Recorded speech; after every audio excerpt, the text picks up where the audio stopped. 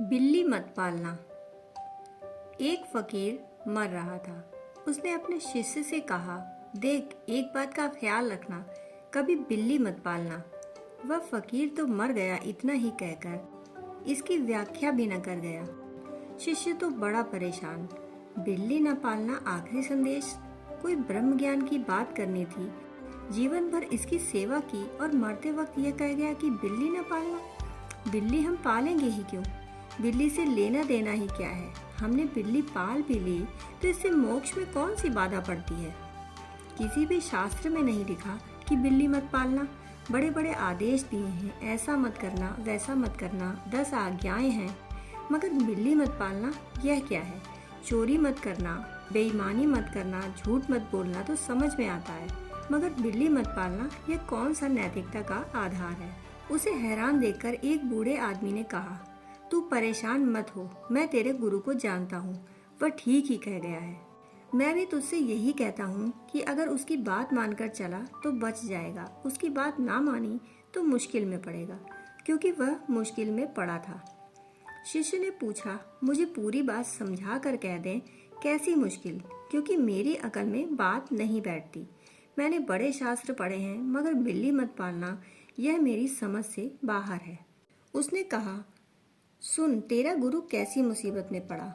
तेरे गुरु ने संसार छोड़ दिया इस डर से कि यहाँ फंस जाऊंगा, जैसे लोग छोड़ देते हैं डर से। शादी नहीं की, दुकान नहीं की, बाजार में नहीं बैठा, भाग गया, जंगल में जाकर रहने लगा। एक मुसीबत आई, उसके पास सिर्फ 2 लंगोटियां थीं। वह लंगोटियां सूखने को डालता, रात को चूहे उन्हें काट देते। उसने गांव के लोगों से पूछा कि क्या किया जाए। उन्होंने कहा कि एक बिल्ली पाल लो, बस वहीं से सारा उपद्रव शुरू हो गया, सारा संसार शुरू हो गया। बात जची गुरु को बात जची तो उसने बिल्ली पाल ली। बिल्ली सब चूहे तो खा गई, लेकिन अब वह क्या खाए? अगर वह मर गई तो उसकी हत्या का पाप लगेगा। फकीर ने लोगों से पूछा कि भाई, यह तो तुमने ठीक सुझाव दिया, तुम्हारी बात काम कर गई। चूहे तो खत्म कर दिए बिल्ली ने, मगर अब बिल्ली का क्या हो? उन्होंने कहा कि एक गाय पाल लो, तुम्हें भी दूध मिल जाएगा, बिल्ली को भी दूध मिल जाएगा। तुम यह जो रोज रोज भीख मांगने जाते हो, इस झंझट से भी बचोगे, और गाय हम दे देते हैं, हमारी भी झंझट मिटेगी तुम्हें रोज रोज भिक्षा देने की। गायें गांव में बहुत हैं, हम एक गाय तुम्हें गांव की तरफ से दे देते हैं। फकीर को बात जच गई। बात सीधी गणित की थी। गाय पाल ली, लेकिन झंझट। अब गाय के लिए घास चाहिए, भोजन चाहिए। गांव के लोगों ने कहा कि जमीन तो यहाँ पड़ी ही है, थोड़ी खेती बाड़ी करने लगो, बैठे बैठे करते भी क्या हो, इससे चारा भी हो जाएगा, गेहूं भी हो जाएंगे, तुम्हारी रोटी का भी इंतजाम हो जाएगा, बिल्ली भी मजे करेगी, गाय भी मजे करेगी, तुम भी मजा करोगे। बेचारे फकीर ने खेती बाड़ी शुरू कर दी। अब खेती बाड़ी करे कि भजन कीर्तन करे, गाय को संभाले कि बिल्ली को संभाले कि शास्त्र पढ़े। फुर्सत ही न मिलती थी भजन कीर्तन की। वह शास्त्र इत्यादि भूलने लगा। उसने गांव के लोगों से कहा कि तुमने तो यह अजीब झंझट में डाल दिया, मुझे तो समय ही नहीं मिलता। उन्होंने कहा कि गांव में एक विधवा है, उसका कोई भी नहीं, वह भी परेशान है, उसको हम रख देते हैं तुम्हारी सेवा के लिए, रोटी भी बना देगी, तुम मजे से भजन कीर्तन करना। यह मजबूत विधवा है और किसान रही है, खेती बाड़ी भी कर दिया करेगी। फकीर को यह बात भी जची। गणित फैलता चला गया, विधवा भी आ गई, उसने खेती बाड़ी भी शुरू कर दी, हाथ पैर भी दबा देती, बीमारी होती तो सिर भी दबा देती। फिर तो जो होना था सो हुआ, विधवा से प्रेम हो गया। कुछ बुरा भी न था, आखिर इतनी सेवा जो करती थी और उस पर प्रेम न उमड़े तो क्या हो।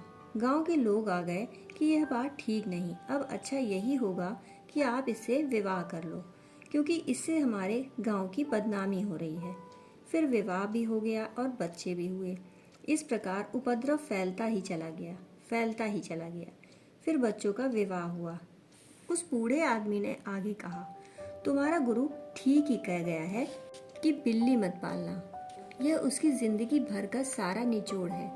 एक बिल्ली से ही सब उपद्रव शुरू हुआ था। उपद्रव तो कहीं से भी शुरू हो सकते हैं। अगर गहराई में जाओ तो लंगोटी से शुरू हुआ। गुरु को असल में कहना था कि लंगोटी मत रखना, मगर कुछ तो रखोगे ही। लंगोटी या भिक्षा पात्र? नहीं तो जिंदगी चलेगी कैसे, जियोगे कैसे? हमें कोई राजमहल थोड़े ही बांधते हैं, कोई भी चीज बांध देती है। असली सवाल यह नहीं कि हमारे पास क्या है, असली सवाल तो यह है कि हमारे पास वह कला है जिससे हम वस्तुओं के बीच रहते हुए भी वस्तुओं से मुक्त रह सकें। योग और भोग की समानांतर रेखाएं बन जानी चाहिए, यही सहज योग है। भोग चलता रहे बाहर, योग चलता रहे भीतर, पास ही पास, सटे सटे, कदम से कदम मिलाकर छंदबद्ध। मगर ना तो हमारा योग हमारे भोग का दुश्मन हो और ना ही हमारा भोग हमारे योग का दुश्मन हो। दोनों ही समानांतर हों, संतुलन करें एक दूसरे का, एक दूसरे के शत्रु ना हों, एक दूसरे के परिपूरक हों, और हम देखेंगे कि एक महिमाशाली व्यक्तित्व का जन्म होता है। दोस्तों, कहानी सुनने के लिए आपका बहुत बहुत आभार।